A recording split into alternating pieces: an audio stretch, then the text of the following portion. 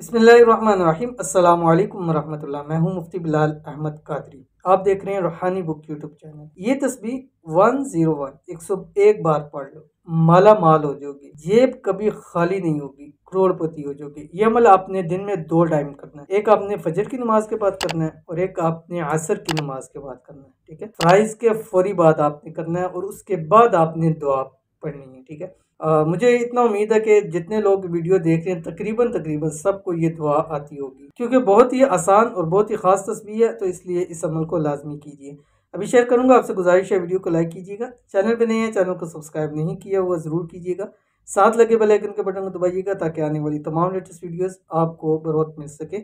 और अगर आप हमें फेसबुक पे देख रहे हैं तो हमारे इस फेसबुक पे मुफ्ती बिलाल अहमद कादरी, इसको आपने फॉलो भी ज़रूर कर लेना। और इस अमल की इजाज़त के लिए कमेंट के अंदर आमीन ज़रूर लिखिएगा।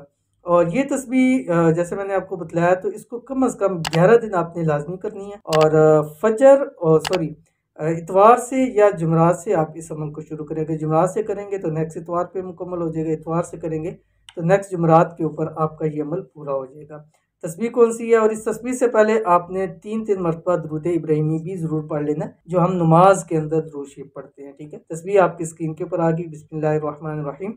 बियस्सिर वला तुअस्सिर वतम्मिम बिल खैर वबिका नस्तईन।